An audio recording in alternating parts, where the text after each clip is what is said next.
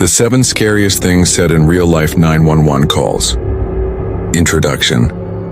The moment when someone dials 911 is often the worst moment of their life. The voices on these recordings, trembling, whispering, sometimes eerily calm, capture raw human terror in its purest form. These aren't horror movies. These are real, people facing real nightmares. In the following accounts, we examine 7 of the most bone-chilling statements ever captured on emergency calls. What makes these moments so disturbing isn't just what was said, but knowing what happened next. 1.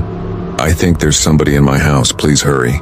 Lisa Mora's voice barely registered above a whisper on the 911 recording from Sacramento, California, in 2008. What made this call particularly chilling wasn't just her words, but what happened as the call progressed. I hear footsteps. Lisa whispered from her bedroom closet where she had hidden after being awakened by noises downstairs. The dispatcher kept her on the line, assuring her help was coming. Then came the moment that sends shivers down the spine of everyone who hears this recording. Absolute silence from Lisa, followed by the sound of the closet door slowly creaking open. The dispatcher called out repeatedly, "Lisa? Lisa, are you there?" After an excruciating 37 seconds of silence, Lisa's voice returned, not in a whisper but in a scream that abruptly cut off. What makes this call so disturbing is that when police arrived just minutes later, they found the house completely empty. Lisa was gone. 3 days later, her body was discovered 17 miles away in a drainage ditch. The case remains unsolved, with her final scream being the last anyone ever heard from her. 2. I just killed my family. The dispatcher who took Anthony Todd's call on January 13, 2020, initially thought it might be a prank. The caller's voice was eerily calm, almost detached. "Sir, can you repeat that?" the dispatcher asked. "I killed my family, and I've been living with them for the past week," Todd replied with the same unnerving composure. What elevates this from merely disturbing to truly horrifying is that Todd wasn't lying or exaggerating. When police arrived at the family home in Celebration, Florida, they discovered the bodies of his wife Megan, their 3 children, Alec 13, Tyler 11, and Zoe 4, and even the family dog Breezy. Medical examiners determined they had been dead for weeks. Todd had continued living in the house with their decomposing bodies. When asked why during his trial, he claimed he believed the apocalypse was imminent, and he was saving their souls. The casual way he reported his own heinous actions, as if describing nothing more consequential than a grocery list, remains one of the most chilling aspects of this call. 3. Please don't hurt me, please, please. The Kevin Cosgrove 911 call from September 11, 2001, stands as one of the most heartbreaking recordings in American history. Cosgrove was trapped on the 105th floor of the South Tower of the World Trade Center. What makes this call particularly devastating is the transition from hope to terror in real time. Early in the call, Cosgrove remains relatively composed, asking about rescue efforts and describing his location. But as smoke fills the room, his voice grows increasingly desperate. "I can't breathe much longer, it's really bad, it's black. It's arid," he tells the dispatcher. In the final moments of the call, a rumbling sound begins. Cosgrove's final words, delivered in raw terror, were, "Oh God, oh God, oh," before the line went dead at 9:59 a.m., the exact moment the South Tower collapsed. The recording was later played during the trial of Zacarias Moussaoui, one of the conspirators in the 9/11 attacks. Jurors and courtroom observers were reported to have openly wept. The call is particularly disturbing because listeners are not just hearing someone in danger.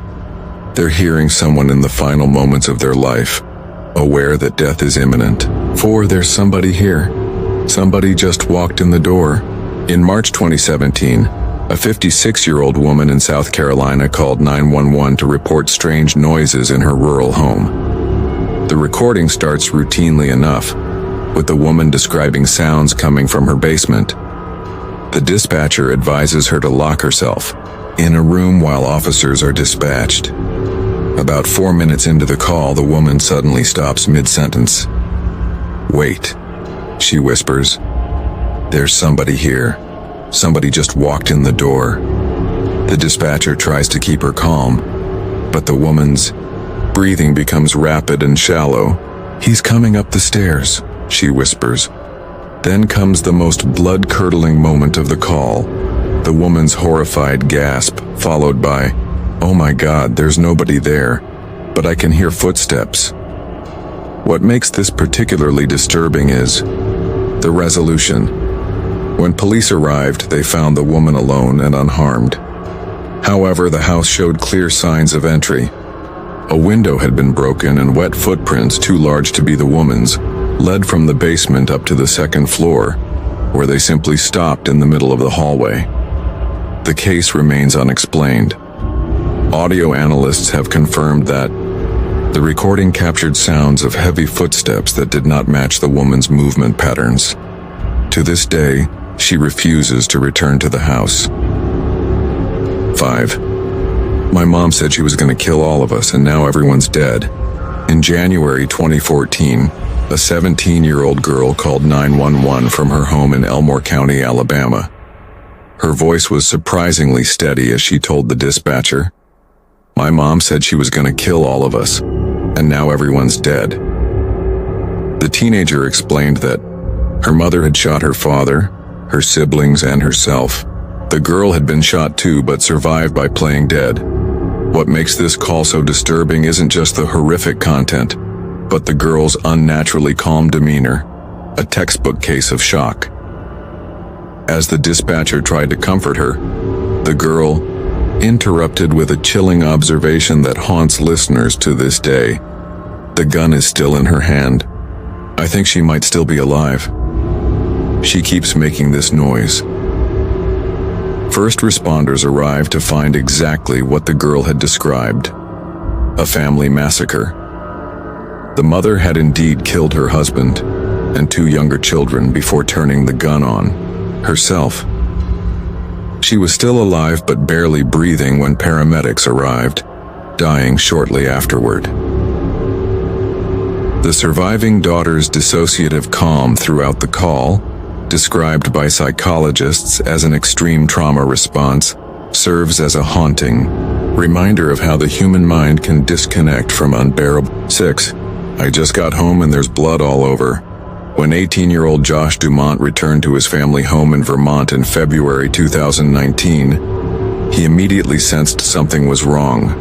The front door was unlocked, and the house was eerily quiet. "I'm scared to go inside," he told the 911 dispatcher. "There's blood on the floor in the entryway." The dispatcher advised him to wait outside for police, but Josh decided to check if anyone needed immediate help. What makes this call so disturbing is the live documentation of his horrifying discovery. "Oh my God," Josh whispered, his voice suddenly changing. "There's blood everywhere, it's all over the walls." As Josh moved through the house, his breathing became more erratic. Then came the statement that still haunts anyone who has heard this recording. "There's blood everywhere, but I can't find anyone. Where are they? Where are their bodies?" When police arrived minutes later, they confirmed Josh's observation. Evidence of extreme violence, but no victims. The investigation revealed that Josh's parents and younger sister had been abducted. A message written in blood on the bathroom mirror read, "Could have saved them." 3 days later, the family's bodies were found in a nearby quarry. The case was linked to a home invasion 2 years earlier that Josh's father, a judge, had presided over. The perpetrator had recently been released from prison. The recording is particularly disturbing because listeners experience Josh's mounting horror in real time as he processes the scene and gradually realizes the terrifying implications of what he's seeing. 7. If my husband finds me talking to you, he'll kill me. In December 2015, A Florida dispatcher received a call from a woman trying to order a pizza. When the dispatcher explained she had called 911, the woman continued to insist on ordering a pizza for delivery. The quick-thinking dispatcher realized something wasn't right. "Ma'am, is someone in the room with you? Do you have an emergency?" "Yes, exactly. With pepperoni," the woman replied. Through a series of yes or no questions, the dispatcher determined the woman was in danger and needed police but couldn't speak freely. When asked if she was in immediate danger, the woman replied with the chilling, "Heineck, if my husband finds me talking to you, he'll kill me. He's done it before." The dispatcher kept her on the line while police were dispatched. Officers arrived to find the woman severely bruised, with her 3 children hiding in a bedroom. Her husband, who had a history of domestic violence, was arrested. What makes this call particularly disturbing is not just the content, but the context. The woman was using a technique she had learned from a TV show to call for help without alerting her abuser. The phrase "he's done it before" revealed she had survived previous murder attempts, living in a constant state of terror. The recording is now used to train emergency dispatchers to recognize coded calls for help. Conclusion. These 7 calls represent just a fraction of the thousands of disturbing emergency recordings archived across the country. Each one offers a window into humanity's darkest moments, when ordinary people confront extraordinary horror. As promised at the beginning, what makes these recordings so deeply unsettling isn't just the words spoken, but knowing what happened next. Some found rescue, others met their end, and some cases remain unsolved mysteries that haunt investigators. To this day, emergency dispatchers often say the hardest calls aren't always those where screams fill the line. Sometimes it's the unnatural calm, the coded pleas for help, or the moment when a voice suddenly falls silent that truly chills them to the bone. In these 7 calls, we hear all of these elements, and they remind us that real horror doesn't need supernatural elements. It lives in the spaces between heartbeats when someone picks up the phone and says,